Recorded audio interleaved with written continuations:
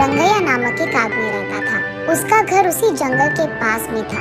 उस घर में वो अपने बीवी और बच्चे के साथ रहता था। रंगैया उसी जंगल में पेड़ों को काटकर उन लकड़ियों को बाजार में बेचकर कमाए हुए पैसों से उसका जीवन चलाता था।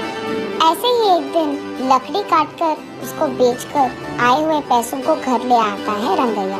उसे देख उसकी पत्नी रत्नम्मा ऐसे कहती है, सारी जीवन ऐसे ही काटनी है क्या, लकड़ों को काटते हुए? अब क्या हो गया? क्या हो गया? ज्यादा पैसा कमाना नहीं है तुमको? अपने बेटे को पढ़ाना नहीं है? घर नहीं खरीदना है? हमेशा इसी घर में रहते हुए उन्हीं लकड़ियों को काट कर उन्हें बेचकर जीना है क्या? ऐसे कहती है। जब देखो बस पैसों का ही चर्चा। और कुछ सोचती भी नहीं हो क्या तुम? हाँ, मुझसे पूछना है कि और कोई सोच नहीं है, पर आपका तो सोच नहीं बदल रहा। इसके बाद रंगैया उसकी बातों को सुन नहीं पाता है, इसलिए वो चुपचाप वहाँ से चले जाता है।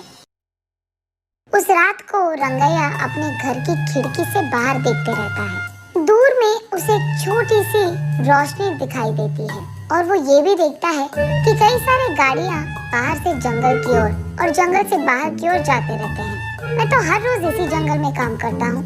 मैंने आज तक लकड़ियाँ काटते हुए किसी को आते या जाते नहीं देखा है, ना ही सुना है। लेकिन हर रोज रात के समय में यहाँ गाड़ियाँ आती जाती रहती है। मुझे कुछ तो करके जानना होगा कि वहाँ हो क्या रहा है।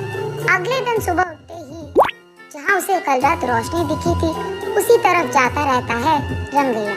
वहाँ उसे झाड़ियों के बीच एक गुफा दिखाई देती है। उस गुफा में वो डरते डरते जाता है। दिखने में वो बाहर से छोटा ही क्यों ना हो, अंदर से वो गुफा बहुत बड़ा था। उस गुफा में गैर कानूनी से कटे हुए चंदन के सारे पेड़ दिखाई देते हैं रंगैया को। उन सारे पेड़ को देख रंगैया को सारा विषय समझ आता है।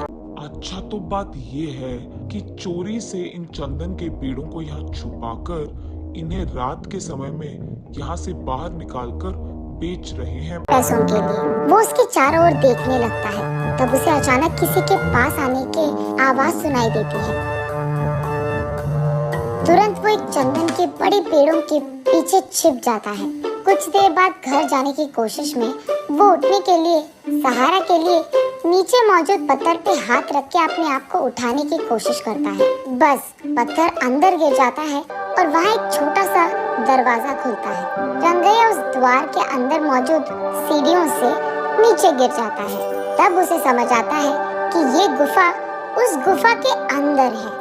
तब वो देखता है कि उस गुफा में कहीं ऊपर से थोड़ी सी रोशनी आ रही थी। चारों ओर अंधेरा था, लेकिन वो रोशनी जिस दिशा में गिर रहा था वहाँ बैंगन का छोटा सा एक पौधा था।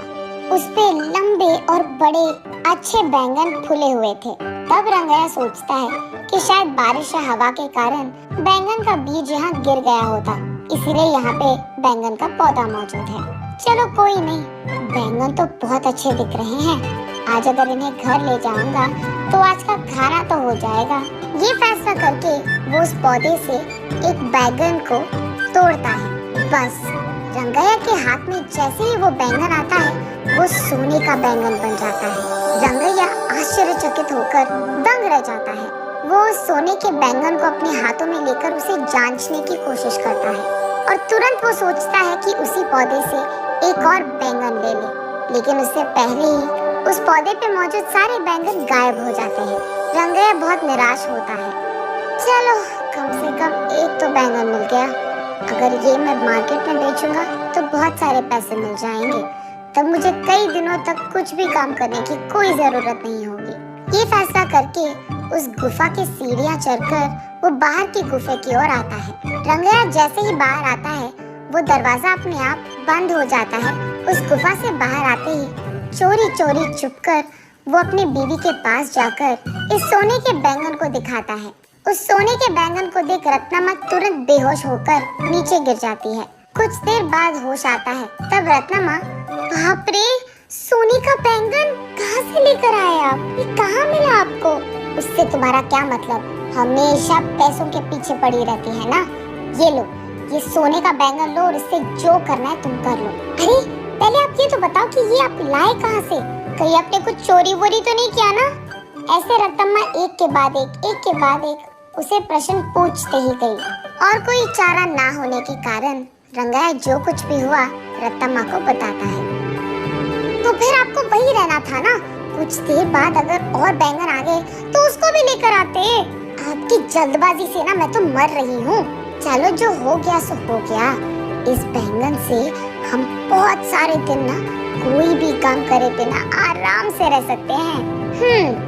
गधे को अगर सोने का सिंहासन पे बैठाया गया ना, उसकी बुद्धि तो गधे की ही रहेगी ना। हाँ, अब क्या हो गया? इसका मतलब क्या है? इसी घर में रहते हुए चैन की जिंदगी नहीं चाहिए मुझे। आप 2-3 और सोने के बैंगन लेके आए, तब हम बड़े घर में आराम कर पाएंगे। देख, हमें नहीं पता कि उस पौधे पे वापस सोने के बैंगन आएंगे कि नहीं, और इतना ही नहीं, उस गुफा में जाना बहुत बहुत मुश्किल है और घातक भी। वहाँ चंदन के पेड़ छुपे हैं रत्ना। अगर मैं पकड़ा गया ना, मेरा लाश तक नहीं मिलेगा तुझे। अब इस सब की क्या जरूरत है? जितना है उतने में खुश रहेंगे, कहता है रंगैया। तुम मर्द हो भी? वहाँ के चंदन के पेड़ों के बारे में जाकर पुलिस को बता दो। वहाँ के चोरों को वो खुद लेकर जाएंगे और चंदन पेड़ भी खाली कर देंगे। तब गुफा पूरा खाली हो जाएगा। यहाँ तुम्हारे अलावा किसी को भी नहीं पता कि उस गुफा में एक और गुफा छुपा है। इसीलिए जब चाहो तब तुम उस गुफा में आ सकते हो और जा सकते हो। वैसे ही अगर उस बैंगन के पौधे पे और बैंगन उग गए तो उसको भी लेकर आ सकते हो आप। इसको ये सोच आया पर मुझे तो नहीं आया, पता नहीं क्यों। ऐसे रंगैया अपने मन में सोचता है। ठीक है, वो सब मैं देख लूंगा। तुम फिलहाल इस सोने के बैंगन को बाजार लेकर इसे बेचकर पैसे लेकर घर आओ। ये कहकर रंगैया उसके घर से सीधा पुलिस स्टेशन जाता है और गुफा में हो रही गैर कानूनी व्यापार के बारे में उनको बताता है। पुलिस वहाँ आकर सबको गिरफ्तार करते हैं और चंदन के पेड़ों को भी वहाँ से खाली कर देते हैं। अब इस कारण गुफा में डरते हुए जाने की कोई जरूरत नहीं थी रंगैया को। अगले दिन वो उस नीचे वाली गुफा में बैंगन के पौधे के पास जाता है। तब वो देखता है कि वो पौधा बैंगन से भरा था।